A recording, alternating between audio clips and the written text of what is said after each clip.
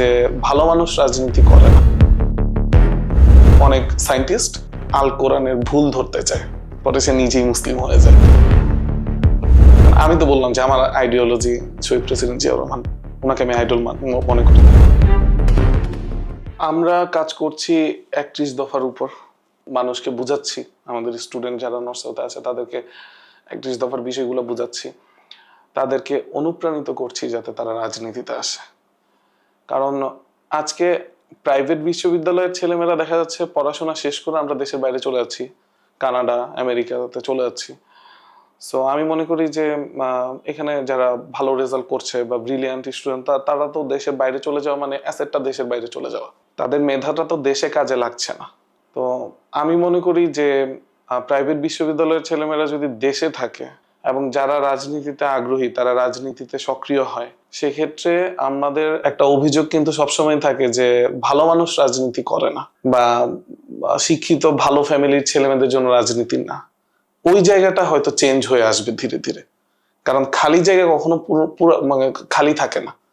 আমরা দেখেছি নিরাপদ সড়ক আন্দোলনে প্রাইভেট বিশ্ববিদ্যালয়ের ভূমিকা, ভ্যাট বিরোধী আন্দোলনে প্রাইভেট বিশ্ববিদ্যালয়ের ভূমিকা, জুলাই আগস্টের প্রাইভেট বিশ্ববিদ্যালয়ের ভূমিকা। সো ভবিষ্যতে জাতীয় রাজনীতিতে প্রাইভেট বিশ্ববিদ্যালয়ের ছেলেমেয়েরা দেশের ক্রান্তিকালে যাতে কাজ করতে পারে, রাজনীতিতে যাতে তারা আগ্রহী হয় এবং আসে, সেজন্য তাদের মধ্যে সচেতনতা তৈরি করা।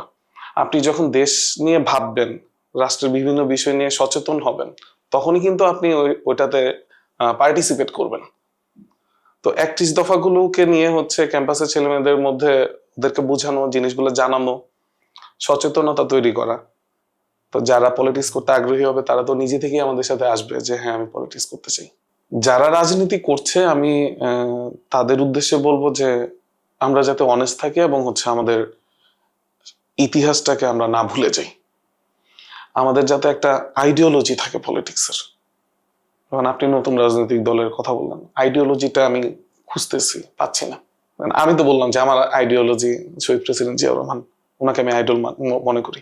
কিন্তু একটা তো আইডিওলজি থাকতে হবে যে আমি ওনার মতো করে করব। আর যারা নতুন পলিটিক্সে আসতে চায় বা যারা পলিটিক্সকে ঘৃণা করে, আমি তাদেরকে বলবো পলিটিক্সে আসতে। যারা পলিটিক্সকে পছন্দ করে না, আমি তাদেরকে বলবো পলিটিক্সে আসতে। কারণ আপনি দেখবেন যে এরকম অনেক উদাহরণ আছে যে অনেক সায়েন্টিস্ট আল কোরআনের ভুল ধরতে চায়, পরে সে নিজেই মুসলিম হয়ে যায়। সো যারা পলিটিক্সকে পছন্দ করে না তারা যদি পলিটিক্সে আসে, তাহলে ওরা যেই রিজনে পছন্দগুলা করে না ওই রিজনটাই তো রিমুভ হয়ে যাবে। সো ভালো লোকদের পলিটিক্সে আসা উচিত।